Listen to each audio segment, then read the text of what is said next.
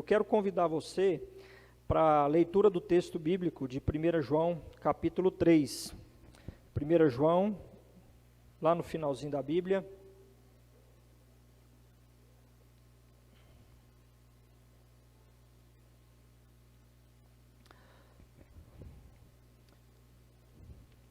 Primeira carta de João, capítulo 3, dos versículos 19 até o versículo 24.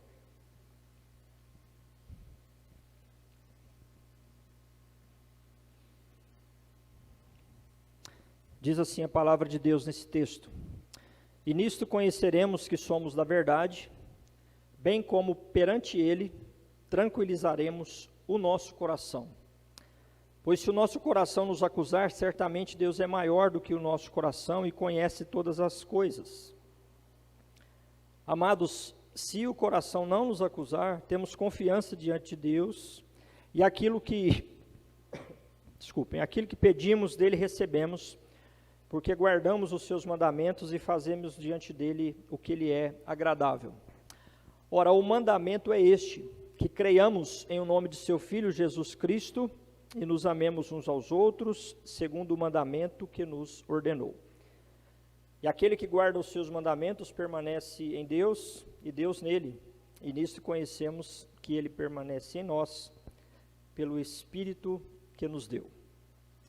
Carta que a gente sempre lembra e vez ou outra medita em alguma expressão. Alguns irmãos que já fizeram aí discipulado, leram algumas vezes essa carta, e ela fala de uma forma clara sobre o nosso coração nesse texto, que ele deve estar, ou ele diz aos irmãos que tranquilizaremos o nosso coração. Perguntei há pouco, como é que está o seu coração? Não no sentido de se ele está acelerado, se ele está disparado, não meramente o órgão físico, porque nós entendemos que nas Escrituras o coração é a sede espiritual e intelectual da vida humana, é a sua natureza mais íntima. Quando a Escritura vai falar sobre aquilo que há no âmago do nosso ser ou na essência do ser humano, ela usa a palavra coração, e o coração afeta toda a nossa vida e é afetado por toda a nossa vida. Por isso é importante ele estar tranquilo, ele estar bem, ele estar firme, como nós lembramos no Salmo 108, quando o salmista diz: firme está o meu coração, ó Deus. As realidades externas, elas afetam o nosso coração, elas mexem conosco, nosso coração às vezes fica aflito, nosso coração fica amargurado, nosso coração fica triste, nosso coração fica alegre. Tem até uma música que a gente canta aí com as crianças que fala sobre essas várias possibilidades para o coração. O coração do menino e da menina não é triste, nem zangado, ou assustado, ele é feliz e sorridente. E esses dias têm sido dias, como eu disse há pouco, que muitas vezes isso acontece. Na verdade, sempre há a possibilidade de o nosso coração sofrer com as realidades ao redor. Seja com a enfermidade de um parente, seja com uma apreensão diante de uma decisão, seja diante de uma situação que nós não temos o controle, ou até de uma coisa muito boa que pode nos acontecer, e o coração às vezes é afetado por isso, no sentido de que a gente precisa tentar acalmá-lo. Eu lembro de um texto muito interessante quando a palavra de Deus fala da derrota de Israel em determinado momento, e diz, a expressão bíblica na nossa tradução diz assim: o coração do povo se derreteu e se tornou como água. Já pensou nisso? É como se tivesse acabado, né? Talvez uma expressão bíblica que eu lembro vez ou outra, quando acontece alguma coisa, é quando Jonatas falou para Saul, falou assim: tu me prostra por completo. Parece que a pessoa ficou arrasada assim no chão. E aqui acho que é a mesma expressão quando fala nesse texto: o coração do povo se tornou, ou se derreteu e se tornou como água. E esse momento é o momento que o coração é bem afetado, né? Momento de pandemia. E como eu disse, nós vemos aí na carta de João essa orientação para o coração ser tranquilizado. Tranquilizaremos, ele falando dessa realidade, o nosso coração. Nós não lemos, mas o texto um pouquinho antes, ele tinha falado da possibilidade de fechar o coração.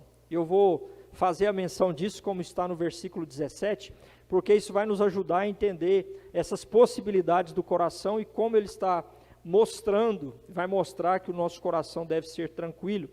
Quando ele fala de não fechar o coração, ele diz que aquele que possui recursos desse mundo, vir o seu irmão padecer necessidade e fechar-lhe o coração, como pode permanecer nele o amor de Deus?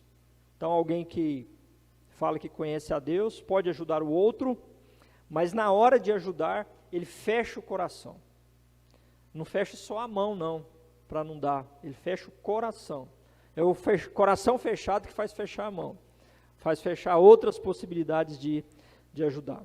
Então ele está falando isso, mas ele diz também, diante dessa realidade, que nós precisamos também tranquilizar o coração. Por isso eu estou tematizando a mensagem assim, tranquilizemos o coração. O que o texto nos diz e nos ensina para que nós tenhamos o nosso coração tranquilo? O que acontece para o nosso coração estar tranquilo? Eu quero lembrar primeiramente que a tranquilidade do coração, ela vem com a consciência que somos da verdade pela obediência à palavra. No versículo 19, ele diz: e nisso conheceremos que somos da verdade, bem como perante ele tranquilizaremos o nosso coração. O fato de termos o coração tranquilo está essencialmente ligado ao fato de sabermos que somos da verdade. Como que sabemos que somos da verdade? Há algumas orientações do texto, e uma delas é essa que eu mencionei há pouco, por nós praticarmos a palavra. Muitas pessoas se iludem pensando ser de Deus, pensando ser da verdade e andar na verdade. Isso se vê na questão da salvação, por exemplo.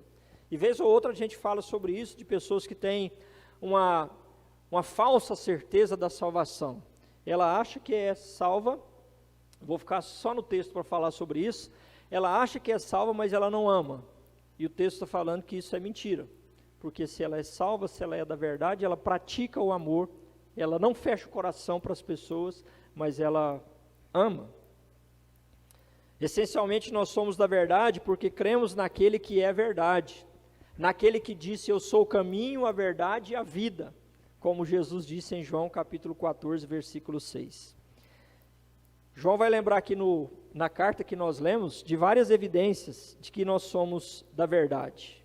Como eu disse há pouco, no texto, ele diz no versículo 18: filhinhos, não amemos de palavra nem de língua, mas de fato e de verdade.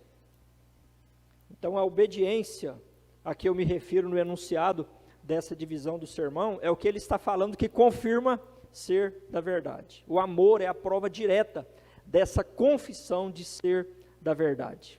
Se amamos, somos de Deus. Se não amamos, não somos de Deus. Eu gosto de João porque ele é bem direto assim. E ele fala e deixa claro para nós isso que a gente sabe, não tem meio termo. Somos ou não somos. E ele diz que há um mandamento. E o mandamento, na verdade, ele é dividido em dois, mas ele fala disso como um só mandamento que nós devemos obedecer nesse contexto. Versículo 23, ele diz: ora, seu mandamento é este, que creiamos em o nome de seu Filho Jesus Cristo e nos amemos uns aos outros, segundo o mandamento que nos ordenou. Então esse é curioso isso, porque ele não diz esses são os mandamentos, ele diz esse é o mandamento. Então se nós cremos em Jesus, reconhecemos a Jesus como Senhor e Salvador, isso nos leva a amar uns aos outros, e aqui vale lembrar aquilo que João diz um pouquinho antes, em 1 João 3,16, e às vezes a gente brinca com esses textos, né, falando que a gente sabe de cor, a maioria das pessoas, muitos sabem de cor, João 3,16, alguém sabe? Lembra? Porque Deus, vamos juntos, quem sabe? Porque Deus amou o mundo de tal maneira que deu o seu Filho unigênito, para que todo aquele que nele crê não pereça, mas tenha a vida eterna. Que bênção! Saber que Deus nos amou e mandou Jesus para se entregar por nós. 1 João 3,16, quem sabe de cor?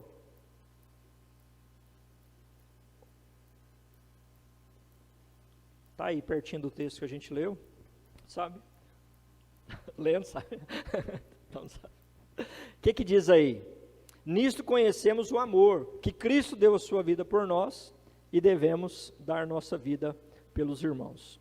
Então, o amor de Cristo dado a nós e a nossa fé em Jesus nos leva a amar, como Jesus amou, como Jesus ensinou a amar e como Jesus exemplificou o amor. Por isso que o mandamento é ajuntado aqui. Creiamos, em 1 João 3,23, creiamos no nome de seu Filho Jesus Cristo e nos amemos uns aos outros. Se fazemos isso, somos da verdade, somos de Deus, porque estamos obedecendo o mandamento. Mas vez ou outra o coração pode nos acusar, questionando e nos fazendo pensar: será que sou mesmo de Deus? Será que eu sou crente mesmo?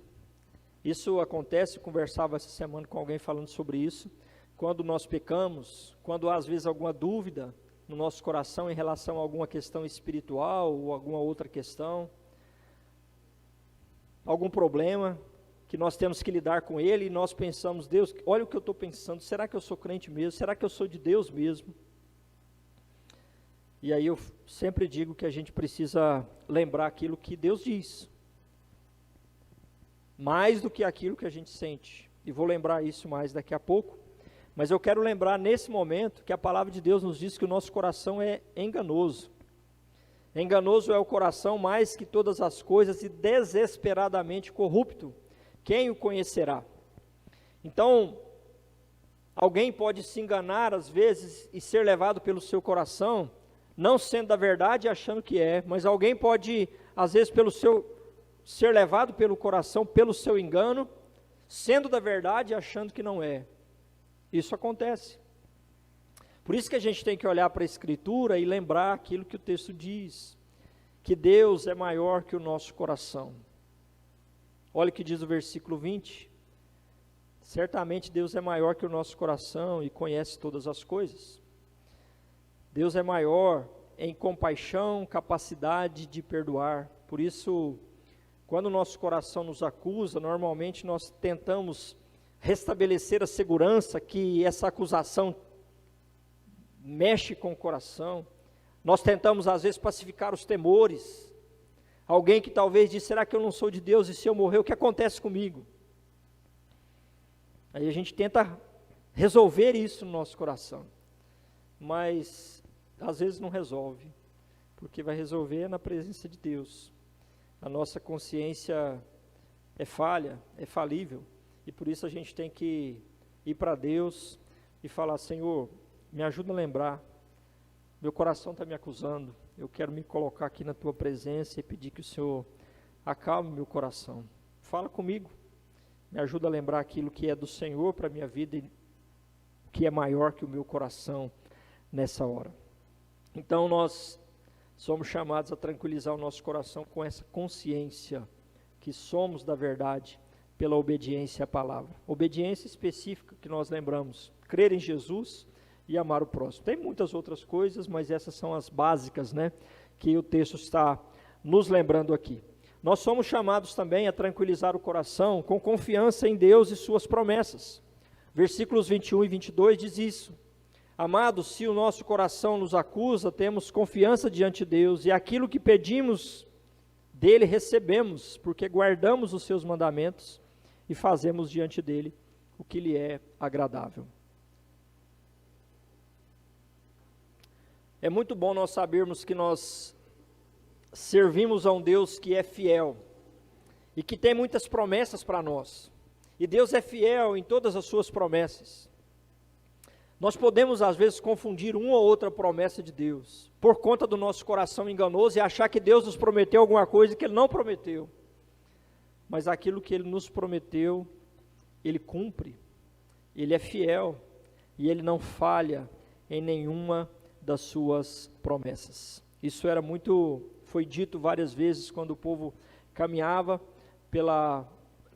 no deserto, indo para a terra prometida, depois que saíram do Egito, e isso é lembrado, que nenhuma das palavras que o Senhor disse falhou, todas se cumpriram. Esse é o nosso Deus.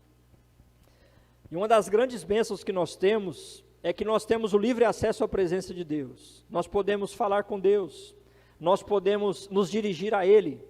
E mais que isso, Ele nos dá o que nós pedimos, conforme a sua vontade, como a palavra de Deus nos diz.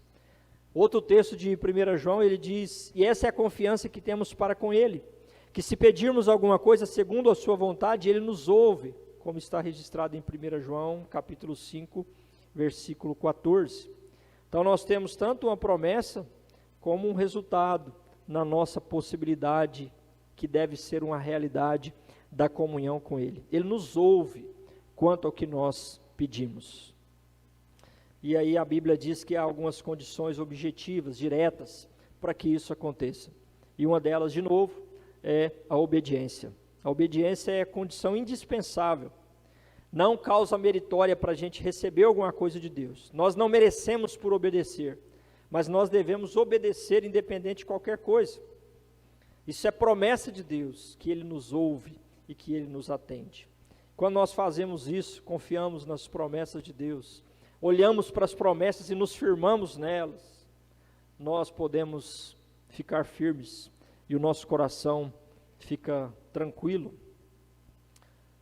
Já fez o teste, eu sei que a maioria de nós já fez isso. A gente, talvez em um momento de temor, um momento de apreensão, nós olhamos para o Senhor, colocamos a situação diante dEle e Ele tranquilizou o nosso coração. O texto está falando de uma forma muito direta de uma acusação que vem ao coração e nós podemos colocar na presença de Deus e Ele tranquiliza o nosso coração. Se Ele fala que quer que nós tenhamos o coração tranquilo, Ele diz que aquilo que nós pedimos, nós recebemos. E tem algumas coisas na Escritura que são muito claras, né? Tem coisas que a gente não sabe. Será que Deus vai fazer isso ou não? Algumas coisas nós não sabemos. Mas algumas coisas na Escritura são muito claras. Então a Bíblia diz, por exemplo, que Deus não nos quer apreensivos, Deus não nos quer preocupados, Deus não nos quer temerosos. Deus não nos quer com o nosso coração fechado para Ele e para os outros.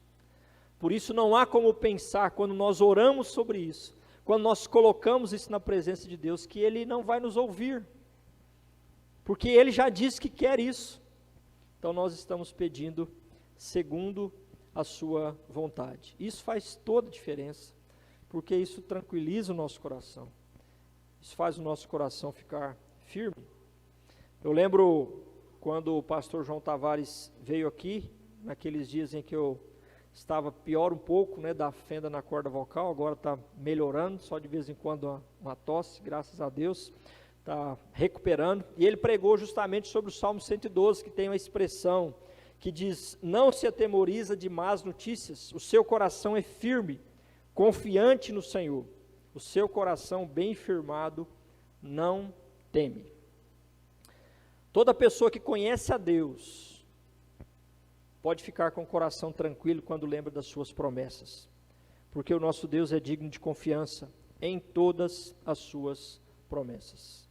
E Ele deixa isso muito claro quando Ele faz promessas e faz alianças com o seu povo, e Ele tem uma aliança conosco. E eu quero lembrar disso quando Ele fez aliança com Abraão e confirmou, na verdade, a aliança já feita, quando Ele manda que ele sacrifique diversos animais, ou partam os animais, melhor dizendo, e Ele diz assim: Ele, tomando todos esses animais, partiu-os pelo meio e lhes pôs em ordem as metades, umas defronte das outras. E sucedeu que, posto o sol, houve densas trevas, e eis um fogareiro fumegante e uma tocha de fogo que passou entre aqueles pedaços. Naquele mesmo dia fez o Senhor aliança com Abrão. Isso é um registro de Gênesis capítulo 15, eu li primeiro os versículos 10, depois li versículo 17 e 18, e esse era um costume daquela época que Deus faz com Abraão. Quando se fazia uma aliança, mostrava-se o que deveria acontecer e poderia acontecer com aquele que não cumprisse a aliança. Então é mais ou menos assim que Deus está dizendo: se eu não cumprir e não for fiel, isso vai acontecer comigo. E Hebreus vai nos lembrar que Deus faz isso jurando por Ele mesmo, porque normalmente o juramento é feito por alguém superior, mas o texto diz que não tinha e não tem, né, ninguém acima dele por quem jurar. Então ele jurou por si mesmo e se comprometeu com as promessas que ele fez a Abraão. Ele também fez promessas a nós, a mim e a você. E ele cumpre as suas promessas. Como eu lembrei há pouco, nós somos da verdade. Isso significa que Deus tem uma aliança conosco. Eu acho que é interessante a gente lembrar isso, né? Porque algumas pessoas falam, eu preciso fazer uma aliança com Deus. Precisamos mesmo. Mas Deus tem uma aliança conosco. Deus tem uma aliança conosco. Ele enviou Jesus para se entregar na cruz. E quando Jesus instituiu a ceia, a expressão que ele usa falando do sangue, ele disse, esse é o sangue da nova aliança, que já havia sido prometida lá em Jeremias 31 e outros textos do Antigo Testamento. E há uma expressão que resume, que é o cerne da aliança. Eu vou lembrar essa expressão de Ezequiel 11:20, onde diz assim, eles serão o meu povo e eu serei o seu Deus. Isso é o cerne da aliança. Nós somos de Deus, e Deus é o nosso Deus. Não é qualquer Deus, é o Senhor soberano sobre tudo e todos. É aquele que tem todas as coisas, todo o universo nas suas mãos. O macrocosmos, todas as coisas criadas, mas também a nossa vida de uma forma muito particular e especial. Todo o nosso ser, todo o nosso organismo, que quando a gente vê, a gente sabe que quão difícil é pensar no ser humano nas suas complexidades. Vez ou outra eu lembro isso. Nós temos coisas no nosso corpo, por exemplo, que nós nem imaginamos. Foi Deus quem fez assim, e Deus cuida de nós em cada uma dessas questões, cumprindo e fazendo a sua vontade. Somos dele, e ele é o nosso Deus. E ele promete cuidar de nós, ele promete tranquilizar o nosso coração. O texto fala de uma questão da fé, essencial da fé, mas não há por que não aplicarmos isso a outras questões com as quais nós vivemos hoje, entendendo que nelas também Deus tranquiliza o nosso coração, nas dificuldades e nas lutas que nós vivemos. Há um texto que dá essa possibilidade e fala disso de uma forma muito clara, lá em Romanos 8, quando ele diz que se Deus não poupou o seu próprio Filho, aquele que tem de mais precioso, ele não nos dará graciosamente com ele todas as coisas. Se ele deu o que é mais importante, não dará coisas menos importantes. Então nós podemos confiar nele. Ele é por nós, diz o texto de Romanos 8.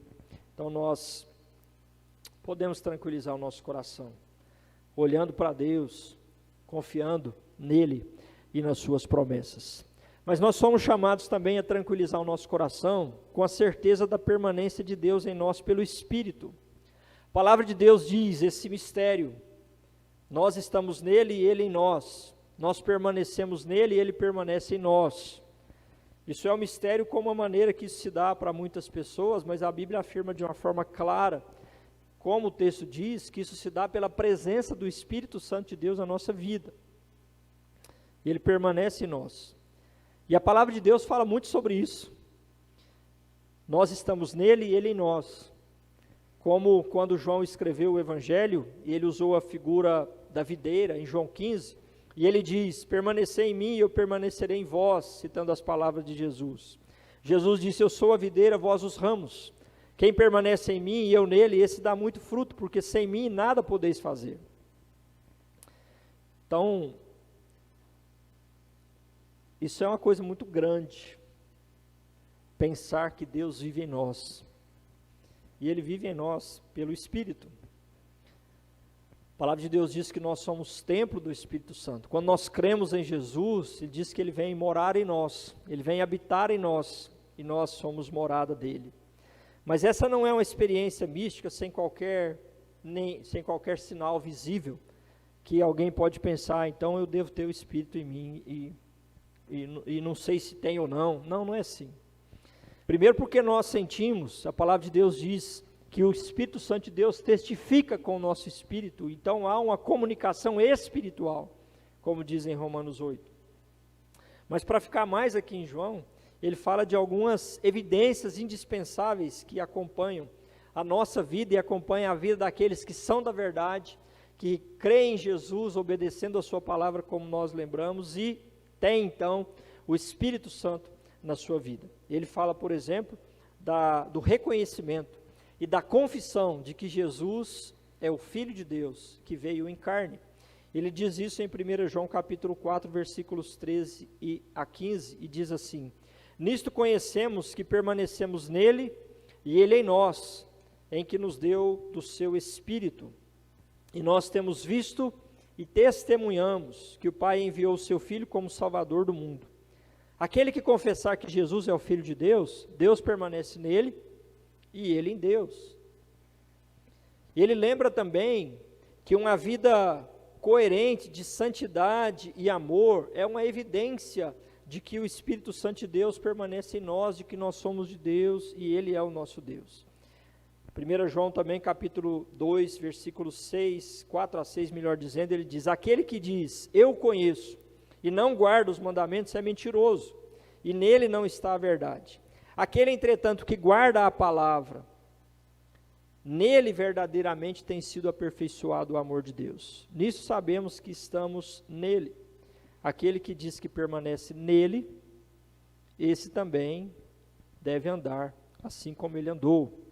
Então há uma coerência do falar que está nele e andar como ele andou, de ouvir os seus ensinos e praticar aquilo que ele ensinou. Mas há também essa vivência da unidade nele. Isso se dá por conta dele, só por ele, não é por nós, mas é mais por ele que por nós. Quando ele diz em João 17, 23, eu neles e tu em mim, a fim de que sejam aperfeiçoados na unidade, para que o mundo conheça que tu me enviaste e os amaste, como também amaste a mim. Então nós estamos em Jesus, Jesus está em nós, assim como ele disse que ele e o Pai estão unidos, e ele diz que nós também estamos unidos a ele e também com o Pai. Então ele permanece em nós, pela presença do Espírito Santo. Por isso que eu disse há pouco que nós somos templo, somos morada, somos habitação do Espírito em nós. E como eu disse, o Espírito pode parecer algo subjetivo, porque ele é Espírito, não se vê, mas como eu disse, se sente. E a Bíblia também diz que o Espírito produz frutos na nossa vida. A palavra de Deus vai nos lembrar que o Espírito nos faz viver de forma diferente. E isso vai se dar porque ele está permanente em nós, porque ele mora em nós. Isso tranquiliza o nosso coração, porque nós não estamos por nós mesmos. Nós não estamos por nossa própria conta, graças a Deus por isso. Porque alguém já disse que o maior castigo que o ser humano pode ter é deixá-lo entregue a si mesmo. Já pensou nisso? A gente fazendo o que a gente quisesse, o que a gente pensa e imagina de vez em quando. Mas nós não estamos entregues a nós mesmos. Nós que cremos em Jesus, nós estamos vivendo pela ação de Deus, vivendo no Espírito e pelo Espírito, e deve ser assim sempre. Ele permanece em nós e nós permanecemos nele. Então nós podemos com isso ter o nosso coração tranquilo, tranquilizar o nosso coração. Nós sabemos que somos da verdade, se nós cremos em Jesus e estamos buscando amar uns aos outros. Eu estava preparando aqui para esse sermão e lembrando da movimentação dos jovens aí essa semana, e falei, olha que belo exemplo de que o coração não está fechado quando a gente soube, os jovens souberam da necessidade de uma casa de recuperação e se mobilizaram para ajudar. E é isso que o texto está falando, de ter a possibilidade e não fechar o coração, mas ajudar, se dispor, evidência de amor, juntamente com o crer em Jesus. Tem que ser as duas coisas juntas, senão alguém acha que vai só ajudar e aí é da verdade. Não, crer em Jesus, e por isso que é um só mandamento dessas duas partes. Mas eu lembrei bem disso, falei que coisa boa, poder ver o coração aberto, com essa disposição para evidenciar amor. E nós podemos com isso tranquilizar o nosso coração. Somos de Deus, mas nós também podemos tranquilizar o nosso coração, porque Deus nos fez promessas. E o Deus que nos fez promessas, Ele é fiel, Ele cumpre aquilo que Ele diz. Mas nós podemos também tranquilizar o coração com essa certeza de que Ele permanece em nós. É isso que diz o texto. E nisto conhecemos que Ele permanece em nós, pelo Espírito que nos deu. Deus vive em nós, pelo Espírito. Como está o seu coração? Está tranquilo?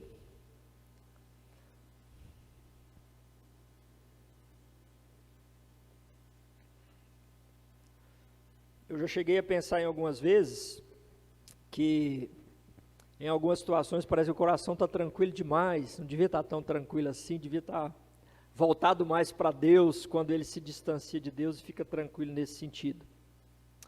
Mas quando ele nos acusa, isso traz insegurança, intranquilidade, medos, angústias.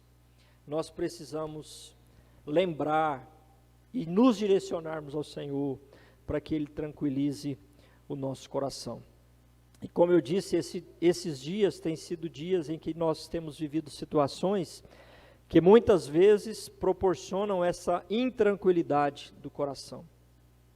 Por isso, eu quero convidar você e a mim para vivermos essa palavra na qual estamos meditando. Primeiramente, crendo que as verdades da palavra são maiores que qualquer sentimento que aflige o nosso coração. Eu disse que ia lembrar isso novamente, e é isso que nós devemos ter em mente, quando o nosso coração está intranquilo diante de alguma realidade, como o texto aponta, uma realidade espiritual. Nós olhamos para Deus e devemos lembrar que vale mais aquilo que Deus falou, aquilo que Deus diz a nós na sua palavra, do que aquilo que eu estou sentindo. Nosso coração não é fonte confiável. Nós às vezes estamos nos sentindo com o coração eufórico, outro dia a gente está triste, um dia a gente está em cima, outro dia a gente está animado, outro dia nem tão animado, como um reflexo daquilo que está no nosso coração. Por isso a gente pode olhar e falar: Senhor, tranquiliza o meu coração, porque eu sei aquilo que o Senhor diz.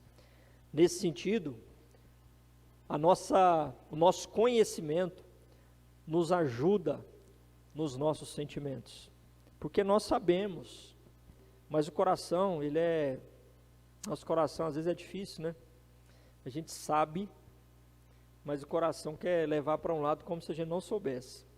Quer trazer sentimentos como se aquilo não fosse verdade. Mas é verdade. É verdade. Então pode crer. Pode crer naquilo que Deus diz. E que isso traga então tranquilidade ao nosso coração. Qualquer aflição que a gente tem, a gente pode correr para o Senhor. Seja ela da natureza que está sendo tratada nesse texto, de forma mais direta, ou alguma outra aflição ou preocupação que nós temos, nós podemos ir para Deus, suplicando que Ele tranquilize o nosso coração. Vivamos a palavra tendo um coração tranquilo e firme, baseado nas promessas e no relacionamento com o Senhor. Eu já lembrei da questão das promessas, de nós lembrarmos e nos firmarmos nelas, mas eu quero enfatizar aqui essa questão então do relacionamento. Porque a tranquilidade no nosso coração, ela vem por isso, por estarmos na presença de Deus. E quando nós falamos, por exemplo, da presença do Espírito em nós, o Espírito nos leva a buscar a Deus.